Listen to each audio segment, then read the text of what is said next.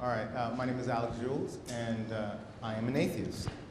We're going to talk a little bit about diversity today, so I'm going to ask a really hard question, especially if there are any students. Please answer. What makes me a little different than most of the speakers that you've been listening to the last few days? I got a suit on. No, incorrect. Daryl Ray had one on, actually without the tie. And then, of course, PZ usually has a suit. Next. Anyone? What? Are you left-handed? No, I'm not left-handed. All right, here we go. The tie. What?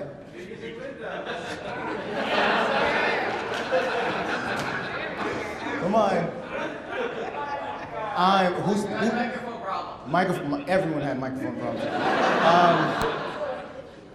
I think I heard someone actually say I was black. Is that you? Is that you? Okay, awesome. Yes, yes, I am black. I'm a black atheist. Yes.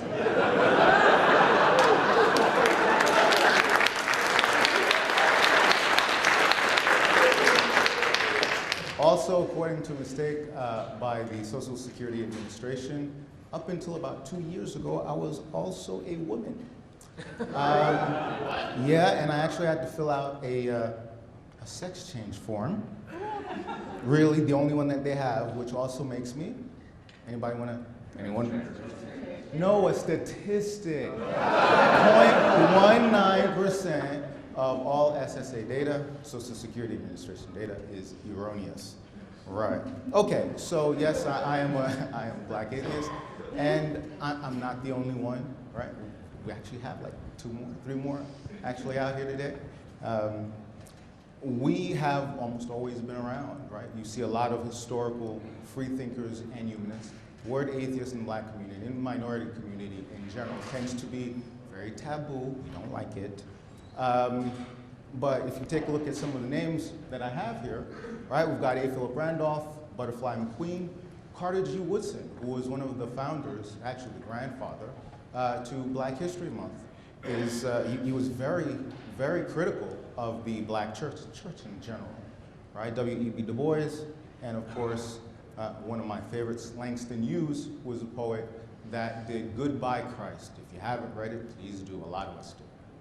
All right, so in February, we launched through CFI, thank you, Todd Stiefel, for funding this, the African American for Humanism Awareness Campaign, where we hit about nine cities, New York, LA, Dallas. I was out in Dallas. This is New York, right? This is Leanne Lord, comedian, Leanne Lord. She is just juxtaposed with a historical freethinker, Frederick Douglass, right? We had a lot of interesting backlash and feedback from this particular campaign, especially from the black community. A lot of people were just like, people that you're acclaiming are black freethinkers aren't. They're Christians, and that goes to what James was saying a little bit earlier about loyalty. Okay, I'm actually going to talk about, I think, about 3 things. 1, escaping religion. What makes it hard, or so hard and so different, being a minority and escaping the grasp and the hold of religion. The second thing I'm going to try and cover is the lack of minority visibility, wow, in the secular movement. And third, how do we bridge the divide, okay? All right, so this is my family, so I have to get a little bit personal here. This is one of our billboards. I'm actually going to read you something that I wrote and kept back from the Media Blitz originally, all right? If you actually take a look, yes, I don't just talk about diversity, I live it. And this is really my core family minus 1 child who's 6, who I didn't feel could make a decision to actually be on a billboard.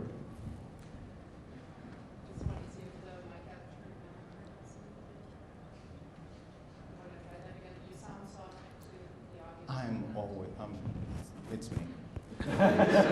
It's not you, it's me. Okay. Better? Okay. All right, so this is what I wrote, and I actually held it back. It was part of one of the NPR interviews that I did. For me, coming out was a slow process. I grew up in the church, went to a private religious school, prayed more than Muslims. One of my earliest childhood memories was wanting to be a priest. There was something good about being in the church, serving my community. Believing in belief is a good thing. That idea is not just common in the black community, it ties you to the black community. My mother, a devoutly Christian woman, made sure I was always at church 2 to 3 times a week. I was a Sunday school teacher. I went to high school and college in New York City where my faith was challenged by other beliefs and facts. Education was my seed of doubt. I lived in a black Christian haze of ignorance because my culture dictated so. There may be separation of church and state, but in the black community, there is no separation of church and race. September 12, 2001, when I finally called myself an atheist, big A, I was told that the white man had sold me a lie, and the price was my soul. Price of free thought. I went from being just a doubting Thomas to also being an Uncle Tom. My story is actually not unique, especially in the South. Apostasy very much is social suicide when you are black or a minority group. Greta Christina likes to talk about coming out and talking about a lot of the positive experiences about coming out. In the minority community, we don't have a lot of those, quite honestly. Unless you're a black academic, they tend to give you a little bit more leeway. But the fact of the matter is, to also borrow from that movement, it does actually get better. This is my family now. This is Dallas-Fort Worth Coalition Reason. We had 200 or so people show up for the Pride Parade. That's actually about 10% of the group. We have about 2,000 members of the coalition, which you wouldn't expect for Dallas. And this is my Rainbow Coalition, right? Okay.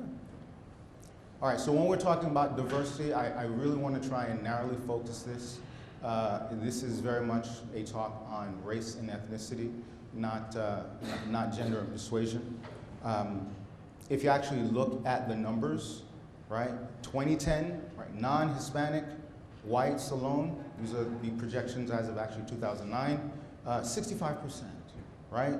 And if you take a look at 2020, you've got about 60%. So you begin to see an interesting trend, especially if you start looking up top there, where you have the minorities that are projected at least by 2050, the minorities are going to be the majority. Right? So pick up Darrell Ray's book on your way out if you want to try and solve this problem.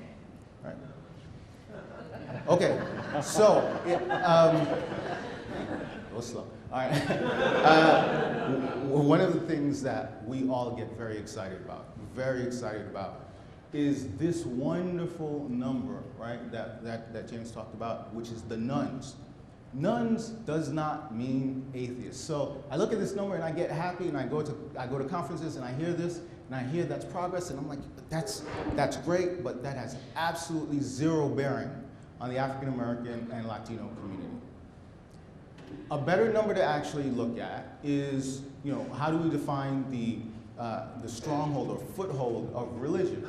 Right? Okay, this interesting number here actually is closer to conventional wisdom. That's probably atheist. There's no such thing as God. All right, belief in God? No belief in God. All right, got it.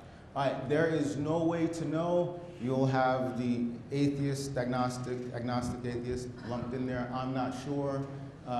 That's a nice blended number. But the number to really pay attention to is this one, this about 70% number. There is definitely a personal guide. Again, not great numbers, but if you take a look at where we were a couple of years ago, it's better. Again, general population. When you take a look at what's actually happening in the African American community, we're not seeing much movement, right? We're seeing right here, 90%. hyper-religiosity in the African-American community. This is my problem, right? 20%. The other thing you probably want to look at is, say, religion is very important in their lives. We've seen drops, right? We're closer to 55% general population, African-American community, close to 80. Latino community is actually a little bit better. They don't like the word atheist either, right? Even though the word ateo actually is Latin. They don't like the word atheist, right?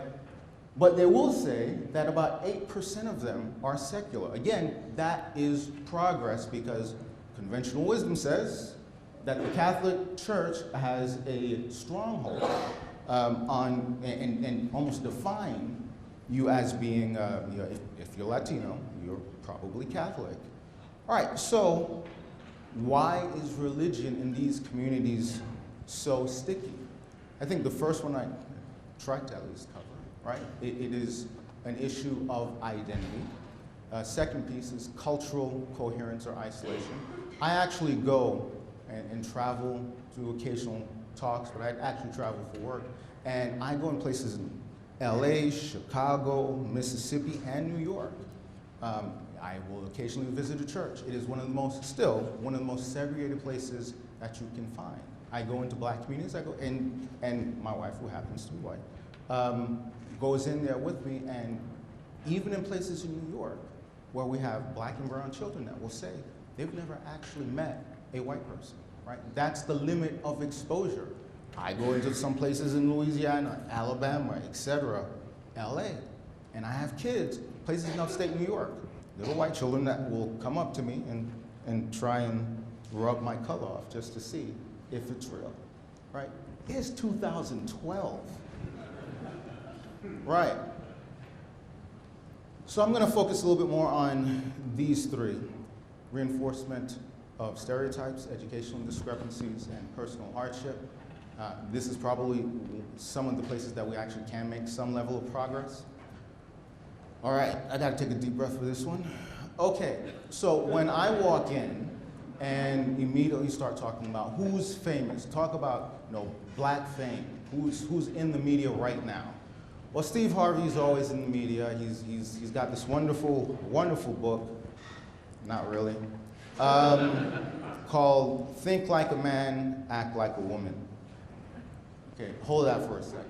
We have D.L. Hughley, who's in and out of popularity, Denzel Washington, we've got Tom Joyner and Ricky Smiley, two very popular morning show hosts, Kanye West, Jesus Walks, right? And Mr. Medea himself, Tyler Perry. All right, so this is primarily, one of the issues that we have is, this is sports and entertainment figures. Pretty much every single one of them is anti-atheist, right? Steve Harvey has said in his book that is written for relationship advice. If you are a woman and you are with a man and he says that he is an atheist, pack your bags and leave. He has no moral compass. He is pushing into the Dallas school systems, trying to buddy up and partner, and he's pushing the Bible, peddling the Bible, trying to get kids back in church. Same thing with Tom Joyner and Ricky Smiley. They want to make sure that they're able to bring school prayer back in church because that's what we need. That fixes things, right? Pray, get on your knees, okay. On this side, we have our unelected officials, Al Sharpton, Jesse Jackson, who claim their legitimacy through the civil rights movement, right? Okay? And so we have this level of unearned fealty to these two gentlemen, right? Okay. I'm not saying that what they do is wrong and it's not important, but being a minority within that minority group, they don't represent me. Eddie Long, anyone want to Google that? Please just do that. And then T.D. Jakes, Mr. Oprah, right? Can't escape T.D. Jakes, mega pastors. The black church since 1980 to 2000 is estimated to have brought in roughly $420 billion in profit. How many colleges, how many college students would we have been able to put through college, right? Okay, now this gentleman typically would not make it onto this slide. However, I think it's important. He is one of my personal nemesis. That's not exactly why he made it on here, though. When we did the Good Without God bus campaign, he's the one that led the boycott, or he threatened the boycott of the Fort Worth Transit Authority. They actually changed their policy so that there will be absolutely no religious ads on the bus at all, right? So you don't get it, we don't get it, but we're gonna make sure that you sure don't get it. All right. Next thing, when we did the AH billboards, in general, comes from the devil, right out of the pits of hell. I think they're crying out. And my favorite, they have a hole in their soul. And then about me, which of course my daughters absolutely loved. Blacks can go to hell too. Okay, now why is this important, you say? Are you sure it's not just personal? No. Take a good look.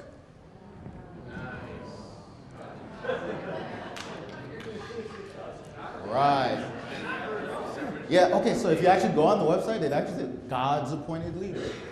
And he will probably win. He is May 29th, right. So if you take the information that I gave you about the shifting demographics, and there's absolutely no change in religiosity or hyper-religiosity in the minority community, what do you think the House of Representatives is going to look like in 20 to 30 years? Ta-da! Okay, so when we do come out, this is the kind of stuff that we have to deal with, right? So this is actually my ad, just a clip of my ad. I had people that were putting up websites. It's my favorite, right? Satan wants black people in hell and not believe in God. Okay, and so of course, right, it's unfair for atheists to be able to place billboards wherever they want, right? Okay, this is also one of my favorites here, right? If something should occur, this activist Alix Jules' life to, infected with AIDS or an incurable disease, would he expect to just die or call on God? Now, this particular website influenced a lot of the emails that I got, and as you can imagine, they were interesting. To say the least. To say the least. Okay, so, right. Educational discrepancies. We like to think that as atheists and freethinkers that we are usually the smartest people around. And there is data to support that, but correlation is not causation, but let's say it is just for a second, right? Let's just say it is. We have a problem, right, where we have an achievement gap in the minority communities, right? And this is not very funny. Black college student graduation rates, 42%, 20% lower than whites. Hispanics do a little bit better at 51%. However, the bachelors are taking about 6 years. So I can't really have an academic argument with a group of people that just aren't there yet. Okay. High school, right? The numbers are, right? The last slide, you want to see big numbers. This slide, you want to see really, really low numbers. Fact of the matter is, since 1980, the numbers have gotten really good, relatively speaking. 2009, let's see, whites, we had 5.2%. Black populace, we have 9.3%, almost double, right? And then when you take a look at the Hispanic population, you have 17%. And if you don't think that abstinence-only programs being taught in public school has an effect on that, think again. Okay, so it is a little difficult being a minority. I will attest that. You'll have to take my word on this. But this is one of the realities that keeps religion in these communities so firmly, right? This is the discrepancy. This is based on March's figures. 8% overall unemployment, not great numbers, but better than the 9 and potentially 10 that we were looking at. In the white community, we actually see 7%. Yay! Black community, we're seeing 15%, and it's stagnating. We've seen close to 20%. Hispanics, we see 10%, right? Poverty rates, right there. I don't even like repeating these. 1 in 10 white children, 1 in 4 minority children, and rates of acceleration. Right. Okay, so what is the alternative to the opiate? What are we going to do to unstick these people? Well, prayer and false hope actually goes a long way, unfortunately. So what kind of secular alternatives are we going to provide people? Okay? What are we going to do to counter the false hope? I would be one of the first people to walk into a church or walk into a home and say, get off your knees, stop putting that money into that plate, save it, right? Send your child to college instead, do that. But there's not enough people that are willing to do that. Changing perception in minds through targeted outreach, right? We're not doing this in the movement, right? We like to call ourselves humanists, but it seems to be targeted to just about everyone but people that look like you, unfortunately. And I understand why we have the issue. We're still black, brown, we still have this racial divide. But if we're going to change that, if we're going to reach into those communities, you have to go into those communities. And then, of course, secular prison outreach, which is actually something that I've been working on as well. You have a captive audience. You do, and amazingly, we have had a lot of people that have reached out to us and said, hey, I'm tired of, God didn't help me not get in here, and all I see is Bible thumpers. I need a secular alternative. I'm done with God. There's a huge untapped population that's just, they're screaming and waiting for help, and we're not really doing much to help them. That's secular sobriety. Anyone who's a therapist then knows AA, knows that that's not really going to unbaptize you. That's not going to get you there. AA is a reinforcement of belief, right?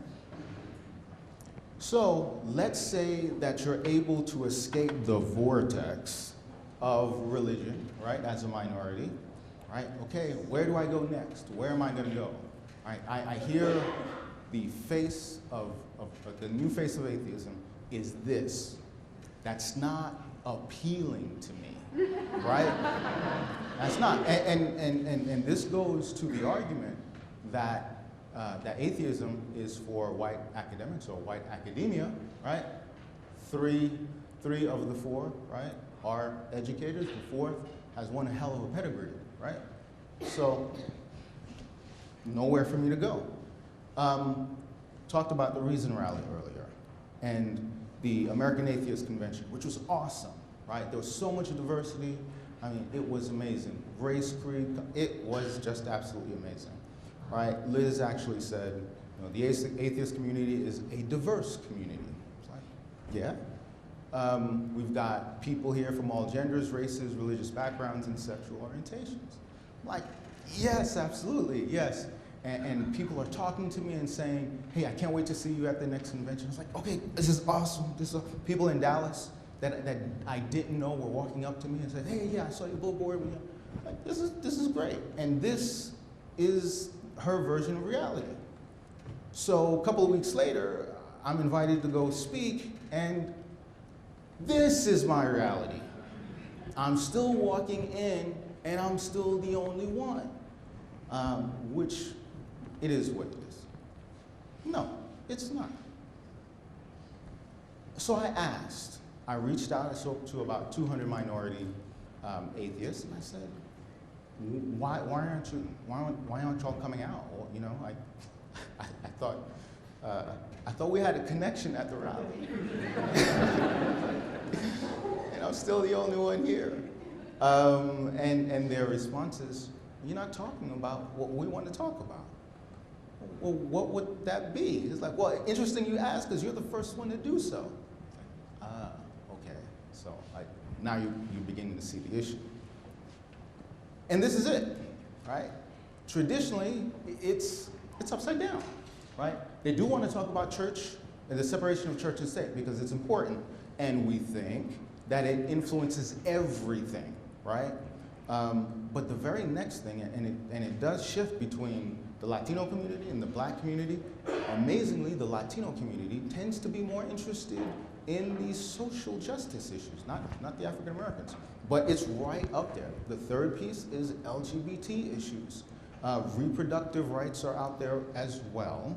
And then the academic argument or discussion, right? I mean, that, again, they're just not there yet. Okay, so given those are the facts and that's our version of reality, you know, how do we look at growing the diverse collective? All right. You got to do what we're looking at doing. Increase activism and diversity outreach. Our voice should be your voice. Put minorities in the spotlight.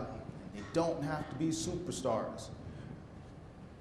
On almost a daily basis, when I talk to African American humanists, to the second movement in general, I always get asked about Neil deGrasse Tyson, right? But you have Tyson. No, we don't. He has said on numerous occasions that he is an ist. That's the only ist he will accept the label for, right? He's not an atheist. That's it. Okay, so we're not going to get him. Next is don't ignore us when we do show up. If you do find yourself in a situation where you do see just one Black person or one minority, a lot of times Latinos tend to be able to blend and disappear, but people that look like me kind of stick out a little, right? Don't be afraid to say hello. It goes a really long way. Quite honestly, I think the only reason why I'm in the movement is because of the local DFW coordinator, Dr. Zachary Moore, saw me 3.5, almost 4 years ago in the corner as I was deliberating whether I was going to stay or not. He saw me, he introduced himself to me and glommed on. And ever since then, he has found a platform for me to be heard, right? So, yeah. And remember our names. It's not like you need another unique identifier, right? Okay, so yeah, how many purple ties are you gonna see here? Okay, I don't know. Like, it's the Black guy, okay. And same thing with going from convention to convention to convention. I don't expect every speaker to remember who I am, but it goes a long way when you do give us a spotlight. People like Darrell Ray and JT, you know, I see Darrell Ray all the time, and he runs up to me and say, "Hey, Alex, how you doing? How's the wife? How's the kids?" Again, it makes the movement much more approachable, makes it more human. Again, JT is great at doing that as well. Acknowledgement from people like our YouTube superstar and hometown hero, Aaron Raw, right? So yeah, remember the names. Support your local minority groups, right? Yes. Go out there, and there are going to be neighborhoods that are going to make you feel uncomfortable. So what, right?